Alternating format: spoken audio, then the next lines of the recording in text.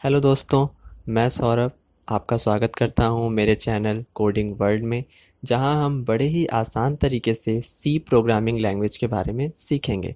So please channel को subscribe कीजिए, videos को लाइक कीजिए और शेयर भी कीजिए। तो चलिए देखते हैं।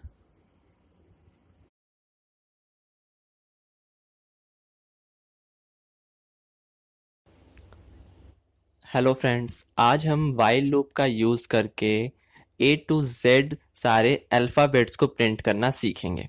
तो चलिए अपने प्रोग्राम को शुरू करते हैं। तो हमने अपना कंपाइलर ओपन कर लिया है। अब सबसे पहले हर प्रोग्राम में हमें हेडर फाइल को डिक्लेयर करना होता है। तो हम अपनी हेडर फाइल को डिक्लेयर कर लेते हैं यहाँ पर stdio.h void main, ये हमारा मेन फंक्शन।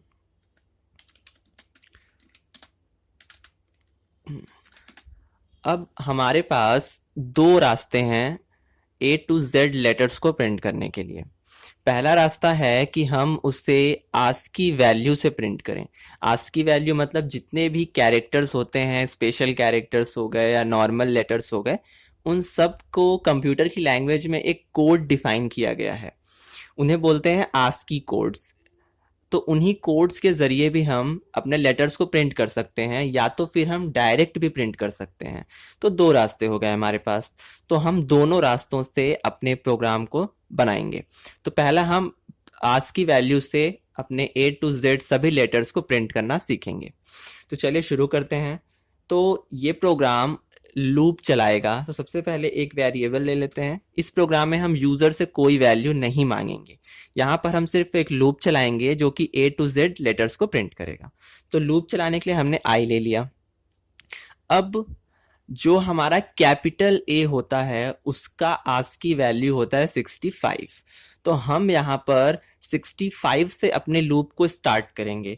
जैसे हम लोग इनिशियल करते थे, इनिशियल वैल्यू 1 देते थे लूप में, यहाँ पर हम देंगे 65, क्योंकि ए की आस्की वैल्यू होती है 65। ये हमारा हो गया इनिशियलाइजेशन। उसके बाद अब हम लूप चलाएंगे।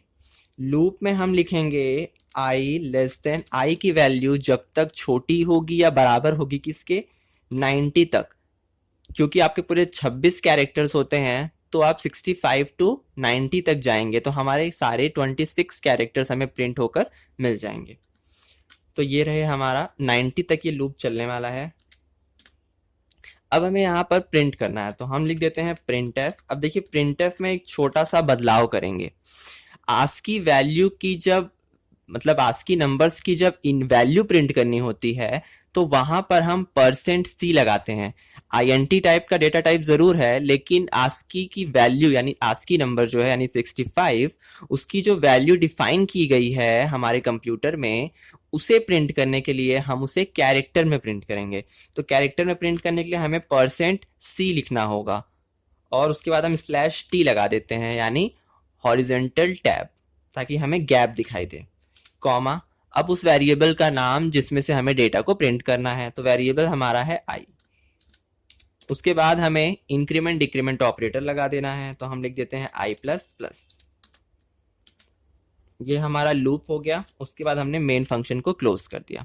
तो पहला तरीका हमारा हो चुका है तैयार। मतलब हम इसे आस्की वैल्यू से प्रिंट करेंगे। तो आस्की वैल्यू कैपिटल ए की होती है 65, इसलिए हमने अपने लूप को 65 से स्टार्ट किया और हमें 90 तक जाना है। 90 तक हम जाएंगे तो 90 का मतलब होता है जेड, तो हमें जेड तक जाना है।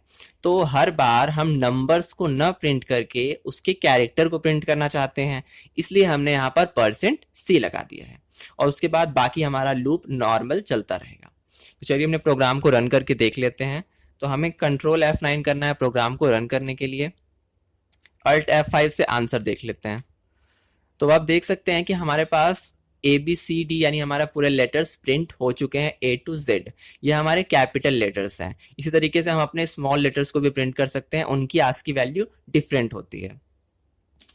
अब ये तो हो गया फर्स्ट मेथड। अब सेकेंड मेथड पे चलते हैं। सेकेंड मेथड में हम बिना किसी आस्की वैल्यू के A to Z लेटर्स को प्रिंट करेंगे।